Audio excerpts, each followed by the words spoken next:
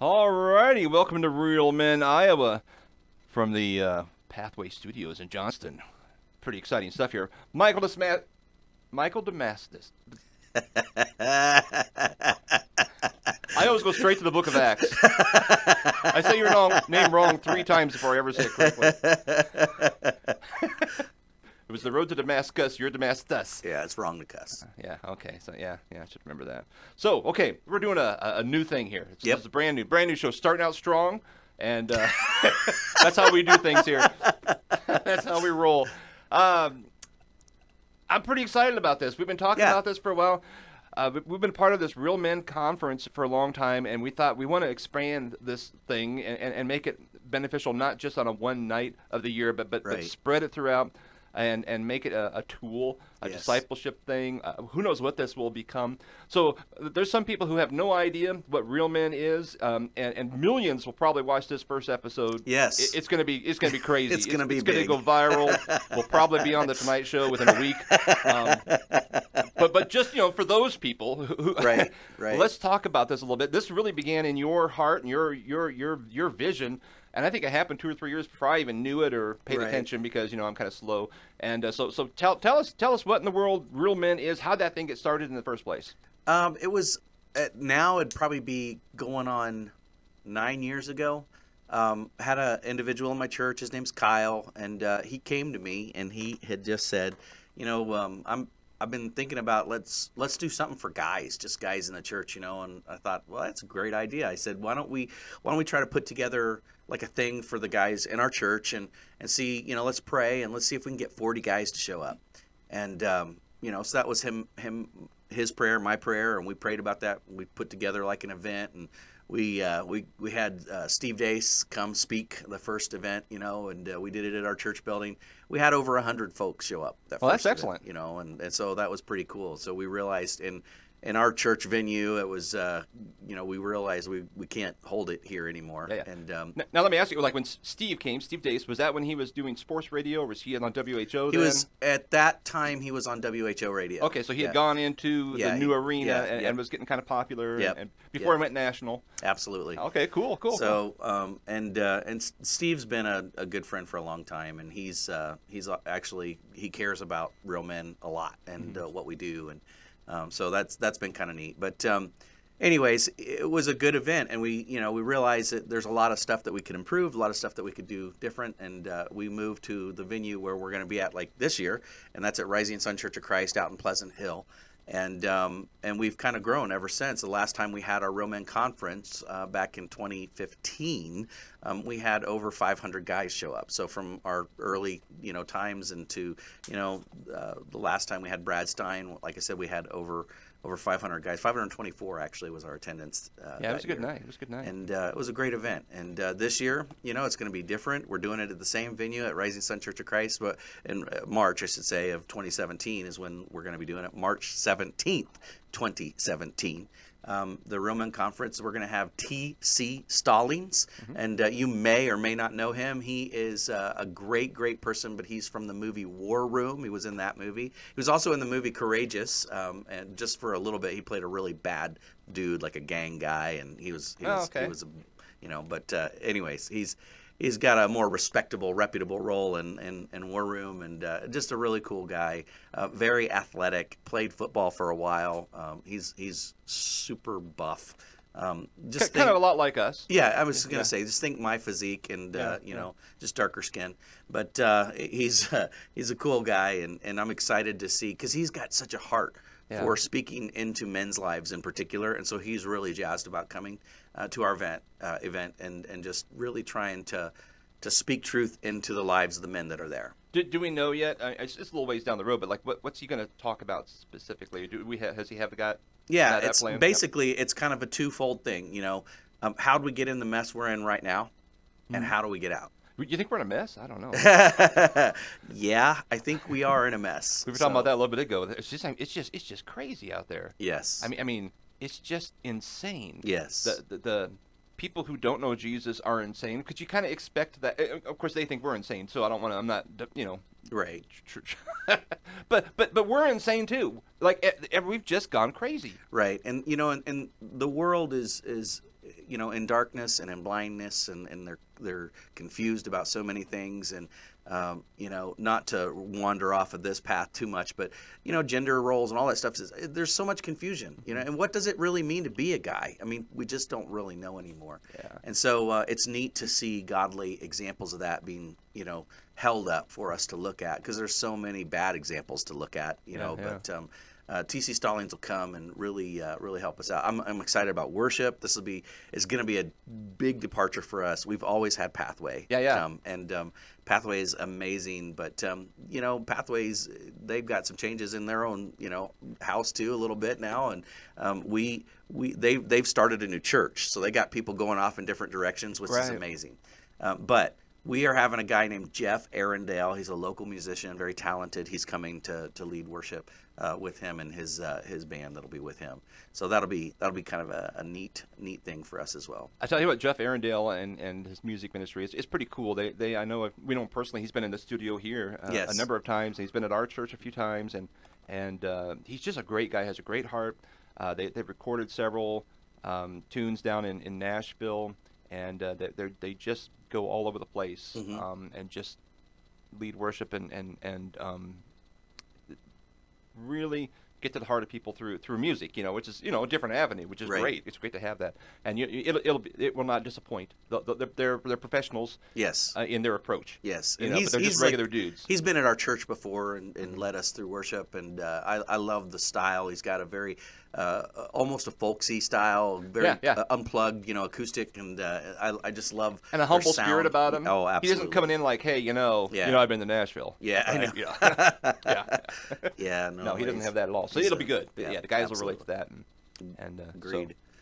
So, have you heard our speaker speak before, or seen videos? I mean, what would you? Yes. How would you do? Is he like one of the fire guys, or is he? He's a very powerful, impacting speaker. One of our organizations here in Iowa, the Family Leader, had him here in speaking for one of their events earlier back in the summer in July, and he's a great guy, like I said, to speak into the hearts, in particular to men, and challenge men to be the men that God's calling them to be, which is really what we're all about. That's in fact, who we are, is we want men to be the men that God's calling them to be. And so I'm glad for him to be able to come and just partner with us in that. So excellent.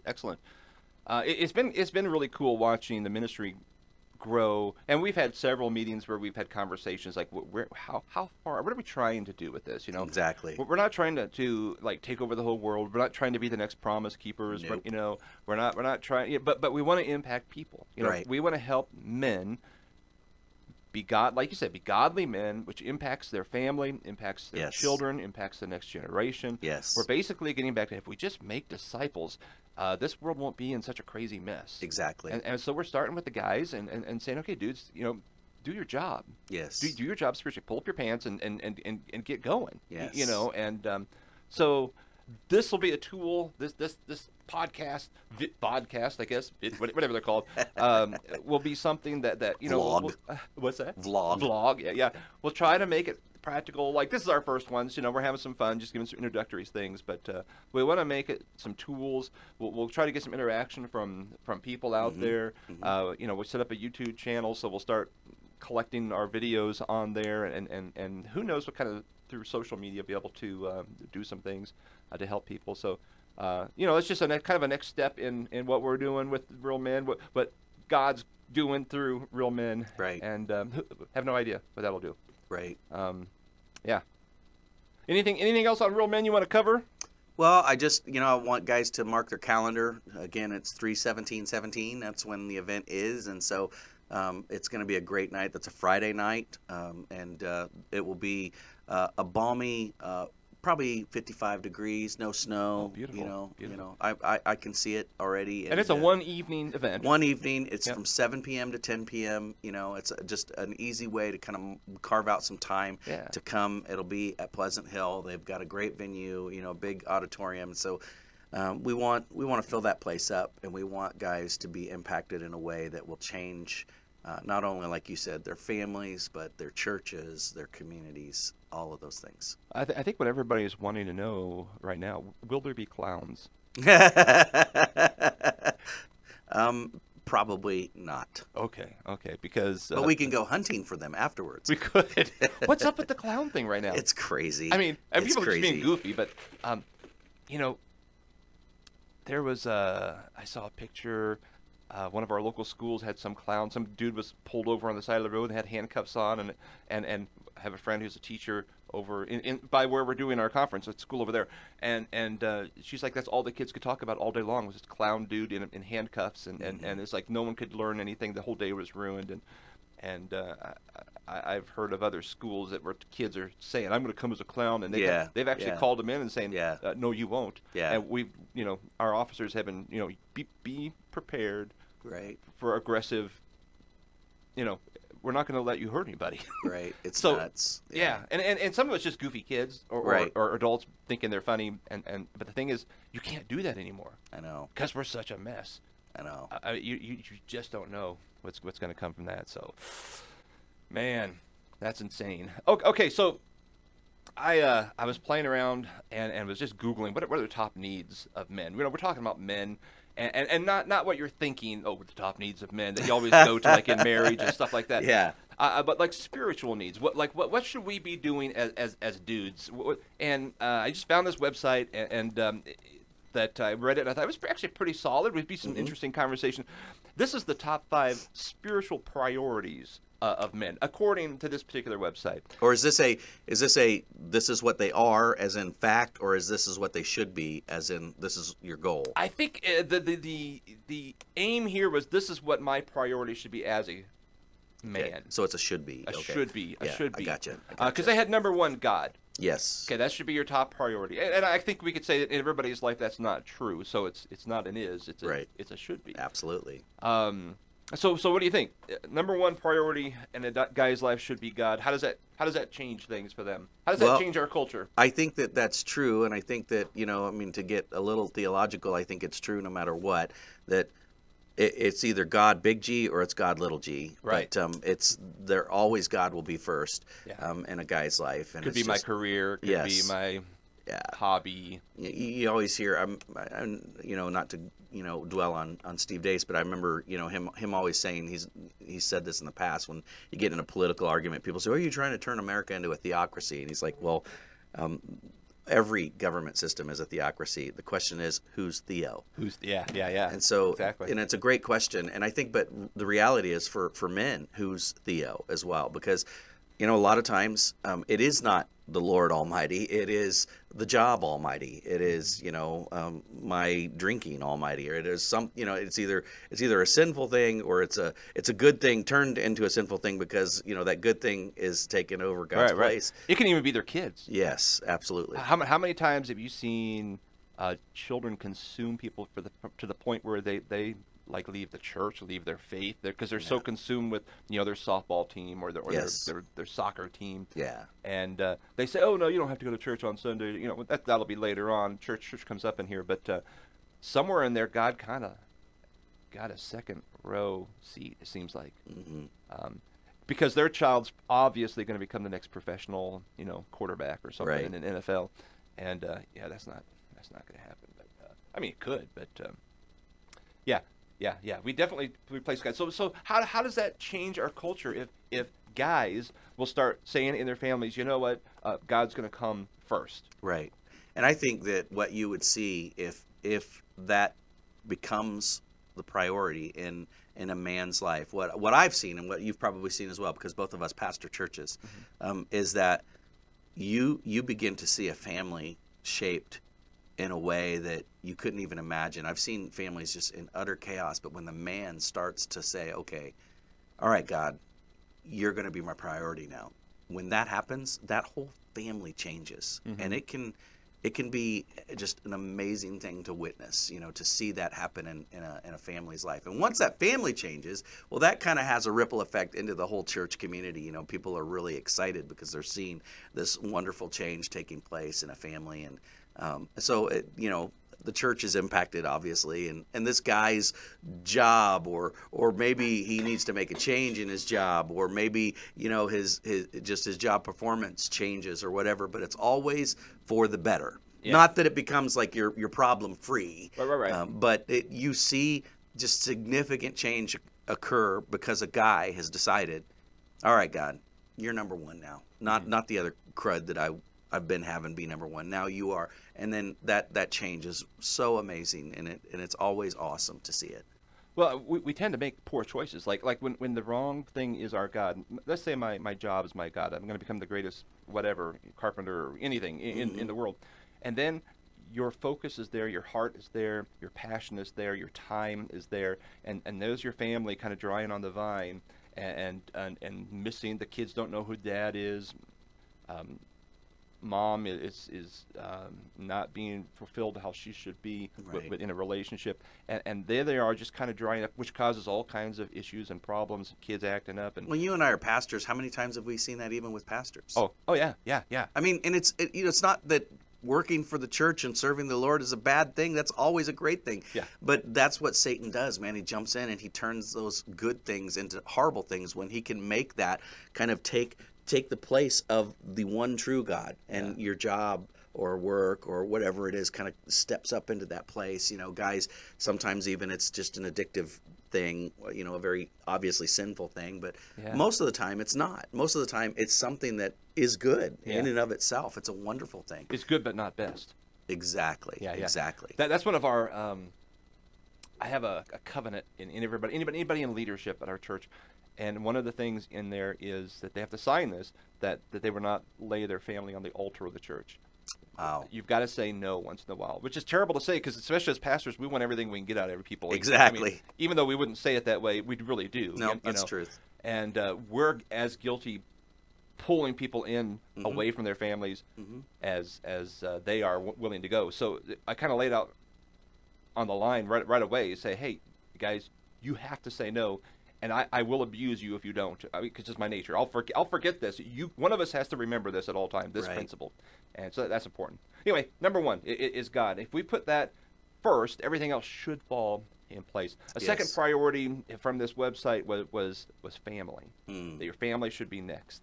And I think a subset under that is there's a priority even in how the family needs to be. Yeah. You know, because a lot of guys, you know, pour their heart and their soul into their children. And their wife is really a secondary, or you know, way back, you know, in the list of things that they focus on. And so the kids grow up, and then divorce happens around age 45, 50. Yep. Exactly. And so, you know, I think that it's got to be for a man that does have a family. Your wife has got to be your number one priority, right under God. It's got to be her. She's got to be the main focus. And when that works, and typically, now, and you and I probably would agree with this, I mean, that you get that number one part right, most of the time, it's going to be easy to follow the other steps. You know? But because that's the biggest challenge. But, you know, Satan's a sly dog, and so he's going to try to work at getting you to get that out of whack too. Even, you know, well, yeah, you know, she's important, but man, she's also crabby all the time, and you know, she's always nagging and whatever. And so, you know, he gets you to move her down in your list of priorities and focus on other things and other people, and that's not good. She's got to be number one. Do you agree with that? Oh, absolutely. I totally agree with that. Yeah. You're teaching your children how to be a father. You're teaching them what kind of woman to look for in their future wife. They don't know it. I mean, you're not giving 5 lessons every night before going to bed. They're just seeing it. Right. They're teaching you how to handle anger, how to handle failure, how to handle success, how to handle money. I mean, they're teaching everything. And if you're not respecting and loving and cherishing your wife first above them, it's going to cause issues. And I'll tell you what, I failed at this in some respects with our kids growing up, and it would bother me. My wife and I are very we just have this really super great relationship, right? We probably argued 4 times. I mean, it's not that we don't have different opinions. We just know how to communicate, right? And so it's just we have a great relationship, right? And however, we think differently sometimes about things because we're a guy and a girl, right? And there would be times like in my wife's personality, she kind of a sandpaper with one of the girls, and with the other not so much. So she would like jab at him, and I'm sitting there as the dude just kind of observing. It's like, oh man, you're gonna cause an argument, you know. So an argument would happen, and I'm like, well, I saw that coming, and then I have to support my wife, you know. But I also don't want to like kill the spirit of my daughter because she knows what's going on too. And there were probably times I didn't handle it as better as I should have, you know, and I regret that. Fortunately, you know, there's a lot of grace and you know, everybody turned out okay. But still, I mean, it's you know, it's not just, yeah, we're going to put family first. I'm going to put my wife first. I mean, it is an hourly managing that decision. Absolutely. You know. And well, you know what, and the other side of this, and we're doing a study starting next Thursday, actually, on our church for small groups, but it's just entitled "Marriage is Hard Work." Yeah, and it is, man. It's a full-time job. You know, just it doesn't matter if you are the godliest super Christian ever. Still, marriage at times can be so hard. You know, because it just takes everything to focus on, and not just to do it right, but just to make it healthy and keep it alive and keep it, you know, at a place where it needs to be. And that's important because there's so many times that we just want to kind of take the recliner approach to marriage, and it's you know, it's not a good thing. And we said the vows, we should be able to just float into you know, retirement. There's no chilling, there's no relaxing, there's no, you know, checking out. Marriage is always on. And you've always got to be engaged in you know, making sure that you are the man that God's calling you to be with your wife, and being the husband and being the father and all that stuff. And so it's tough because most of the time we give ourselves the entitlement to check out for a while, you know, and that's not a good thing. Yeah, and we're good at that. Guys are kind of lazy, so we really have to be alert. That's true. Okay, the number 3 priority, according to these people, and so far we seem to be in agreement with what they've come up with, but the number 3 they say is the church. Being a local church community that you're a part of, that your family is connected with, not just a Sunday. You know, they're implying more than just, hey, we go to church on Sunday, but this is like your part of your life.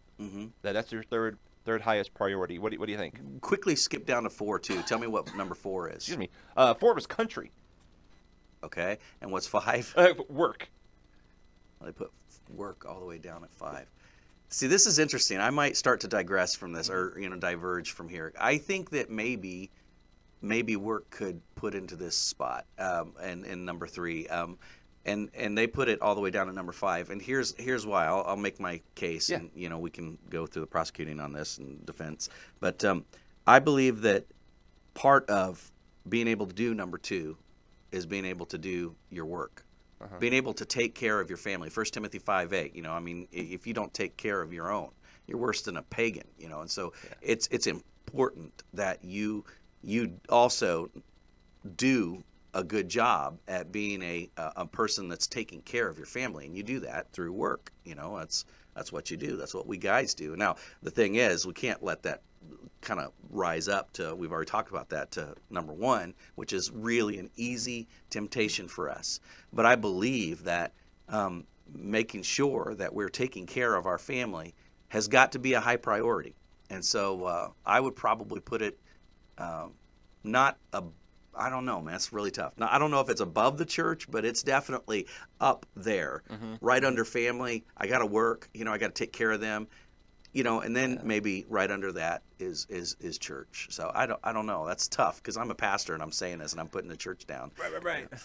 See, yeah, because I'm often thinking, like, say someone works on the weekends. Well, they work the night shift on the weekends. They get an extra $1 an hour, so it's like really helpful. I'm thinking, okay, that was $8. You know, why don't you go ahead and work that on Tuesday instead of Saturday? Exactly. You know, that's my first thought. Yeah.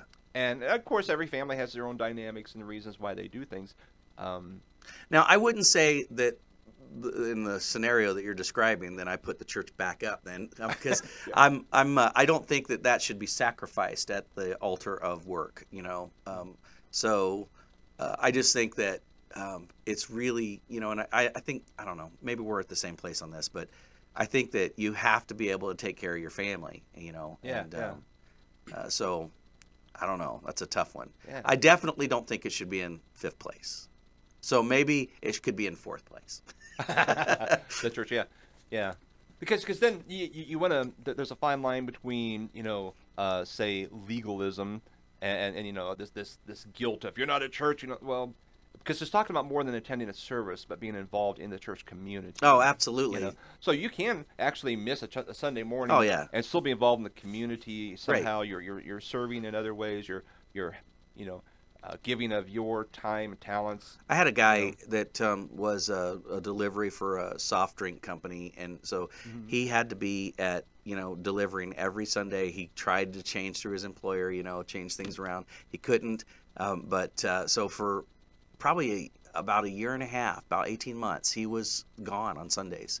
But he was at the church every week. He was involved in groups. He hated that he was missing church. He hated it, but he still intentionally was engaged in all the other arenas that he could possibly be, you know. And he was just sometimes during the week he'd just show up and he's just, yeah, you got anything for me to do? You know, it'd just be, that's the kind of guy he was. And so he's engaged in the life of the community there. Yes, and so church is obviously a very high priority, but he had a boss that just wouldn't bend on that, and so, but finally God answered the prayers, because we prayed about it even as a whole church body, and they finally were able to get his schedule switched around. So, and that's been a wonderful thing, and he's been, you know, coming to church now for about a year, and you know, on Sundays, and he just loves it, you know, being able to be there on Sunday mornings, because there's something about not being in the body like that, worshiping corporately. There's that you can't really replace that. Right. There's no substitute for that. But there are circumstances like what I'm describing where sometimes it's beyond your control. I mean, you know, he was taking care of his family, and he was doing what he needed to do, but he was also maintaining, you know, an engagement in the body of Christ to the level that he could possibly do that. Right. And his wife never missed. She just hated coming by herself. Yeah, I get that. I grew up in a family where my dad didn't go and mom did, and she would take off like 6 months at a time. Which is a whole different issue, but she just felt so weird without her husband there, and so there was a lot of time as a kid I went by myself, you know, which is, anyway, that's another story. So yeah, and we had one of our worship leaders is a registered nurse, and you know, they part of the requirement in this company she's working as with children is you'll work one weekend. Like after every 3, you work 3. You have 3 off and 1 on. Right. You know, so you know, it's like, well, that's. Sometimes you have to work out, but she's heavily involved in everything else. You know, yeah. So I certainly get that. Sometimes you have to make some interesting choices. Well, number 4 they have is country. No. I'm kind of angry with that whole thing right now, but not to get political, but I am. I'll tell you where I'm at. I think that it's definitely. This is what I think. I would say, okay, church 3, work 4. That's definitely the order I think that would be. And the country, I would put that down at the last place. And and I mean, we all live in a country, but I mean, this is the thing. Is my country, you know, my priority or my focus? To an extent, yes, of course it is. My community and all that stuff. Where we live, all those things, and I get that. But we live in a country where we put patriotism at the same level as our belief in Jesus. God and country. And that's not healthy either. Right. You know, and so I've been kind of struggling theologically with all of that stuff, and listen, I'm happy to be in the country that I'm in. I'm disgusted that our country has turned its back on God, who has blessed it so much, and we continue to do that. So, you know, my focus isn't on this earthly, physical place as much as me recognizing my citizenship is in heaven, and staying at that priority and that level. So I would put the country definitely at last place. How about you? I think I would too. I mean, we're kingdom people. My allegiance is to the kingdom of God.